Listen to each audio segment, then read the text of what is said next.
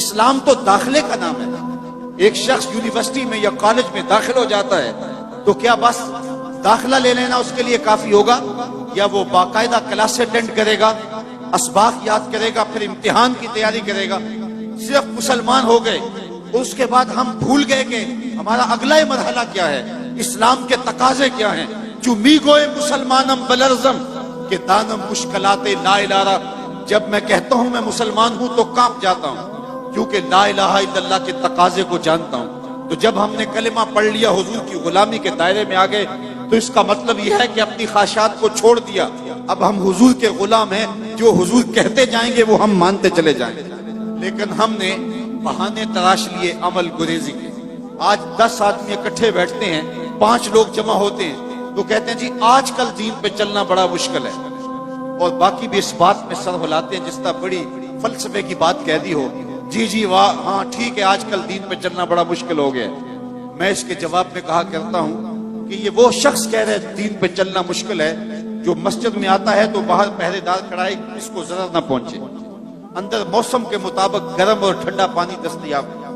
پھر جب وہ اندر گیا تو اندر مخملی قالین بچھے ہوئے تاکہ اس کو کوئی تکلیف نہ پہنچے. موسم کے مطابق ٹھنڈا اور گرم ماحول دستیاب ہے. جو مخملی قالینوں پر اور مسلوں پہ سجدہ کرتا ہے اور ٹھنڈے اور گرم ماحول میں موسم کی مطابقت میں راحت پاتا ہے، وہ کتنے نخرے سے کہتا ہے آج کل دین پہ چلنا بڑا مشکل ہے. میں کہتا ہوں صاحب تیرے لیے مشکل ہے یا کربلا والے حسین کے لیے مشکل تھا؟ جن کے لیے مشکل تھا انہوں نے تو کہا نہیں کہ دین پہ مشکل ہے، اور ہم خام خواہ کہہ رہے جی آج کل بڑا اوکھا ہو گیا دین پہ چلنا.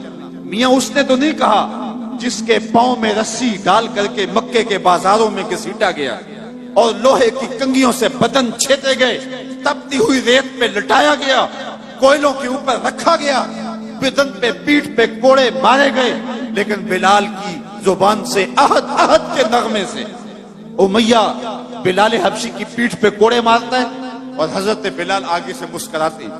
کسی نے رک کے کہا بلال عجیب تماشا ہے، تمہارا ظالم آقا تمہیں کوڑے مارتا ہے اور تم آگے سے مسکراتے ہو، بات سمجھ میں نہیں آئی.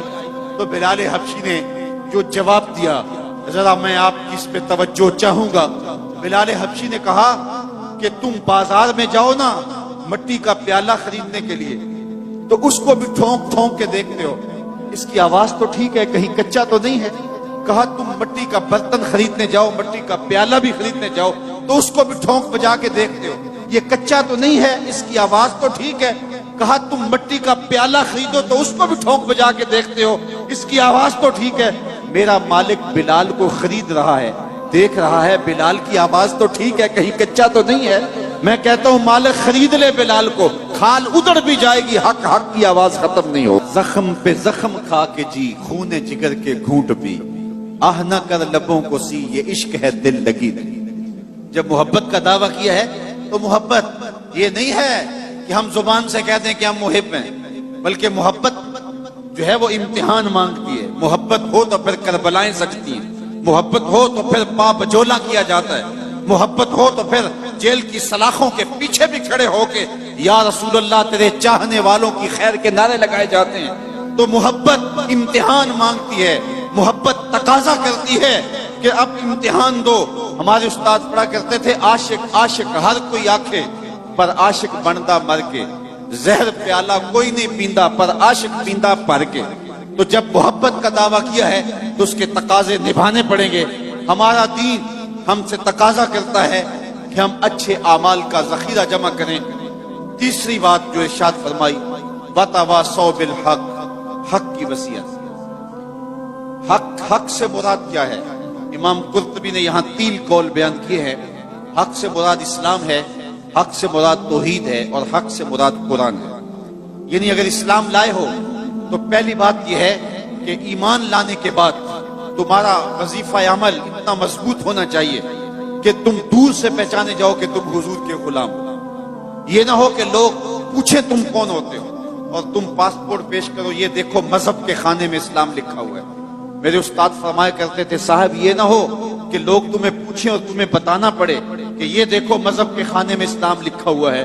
آپ فرمایا کرتے تھے تمہاری وضاحت، تمہارا طرز زندگی، تمہارا انداز معاشرت ایسا ہونا چاہیے तुम दूर से चले आ रहे हो, लोग पहचान के कहें वो देखो आका का गुलाम आ रहा है। और ये तुम्हारी पहचान कब्र में भी होनी चाहिए, और ये तुम्हारी पहचान हशर में भी होनी चाहिए। जब तुम लहद में जाओ तो मुनकर नकीर भी पहचाने कि ये हुजूर का गुलाम आ गया, और जब लहद से निकलो हशर में भी पहचाने जाओ ये मुस्तफा जाने रहमत का गुलाम आ गया। अपनी वज़ाकत और अपना तर्ज जिंदगी ऐसा बताओ कि दूर से पता चले कि हुजूर के गुलाम हैं। नूर आंखों में तो चेहरों पे उजाले होंगे, मुस्तफा वालों के अंदाज निराले होंगे। दुनिया में भी उनके दम से मुकद्दर चमका, महशर में भी उनकी रहमत के हवाले होंगे। तो हमने अपने अंदाज़े जिंदगी को हुजूर के तरीका हयात के मुताबिक बनाना है। तीसरी बात इरशाद फरमाई, हक के दामन को थामना। आज हमारा तर्ज अमल और रवैया ये हो गया कि हमें क्या लगे, और इसने मुआशरत को चाट के रख लिया है। ये तर्ज जिंदगी और ये रवैया, हर बंदा कहता है जी सानू की लगे, हमें क्या लगे, हमें क्यों नहीं लगे।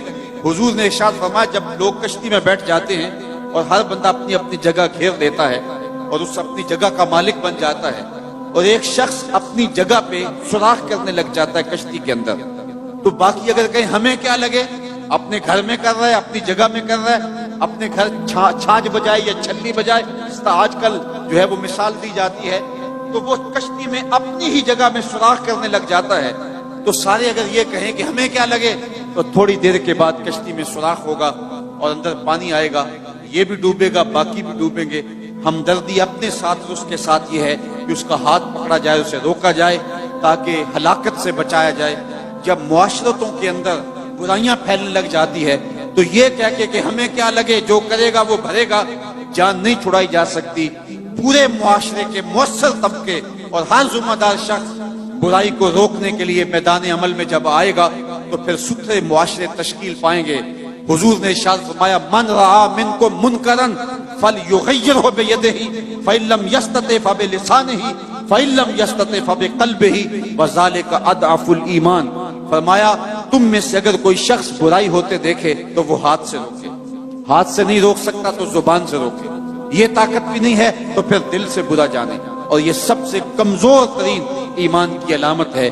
लेकिन हम दिल से भी बुरा ना जाने, हम गुंडे बदमाश और बुराई को फैलाने वाले को झुक झुक के सलामियां पेश कर रहे हों तो मुआशरतों में कभी भी पाकीज़गियां नहीं आ सकती। हम रोजाना अपने रब से वादा करते हैं, व नखलाओ व नतरुको मन यफजुरुक, ये दुआए कुनूत में रोज पढ़ते हैं, ऐ अल्लाह जो तेरे हुक्मों का बागी होगा हमारा उससे कोई ताल्लुक नहीं होगा। आज के इस इज्तिमा में आने वालों, अपनी जिम्मेदारियों को समझो, और इस्लाम ने हमें जो खूबसूरत निजाम जिंदगी दिया हुआ है उससे नफा हासिल करके इस मुआशरे को जहन्नमजार होने से बचाओ और इस मुआशरे को पाकीज़ा करो। आज ही हम यहाँ निकल रहे थे तो इतनी बच्चियों के जहेज के हवाले से बात हुई तो मुझे एक दोस्त कहने लगा कि मुझे एक फोन आया है कि मेरी बेटी जवान है तो वहाँ मेरी बेटी के लिए भी सिफारिश कीजिए। तो मैंने कहा साहब वहाँ सिफारिश तो नहीं है और वहाँ कुरान अंदाजी है। तो एक सूफी शौकत अली कादरी साहब कितनी बेटियों का जहेज देंगे?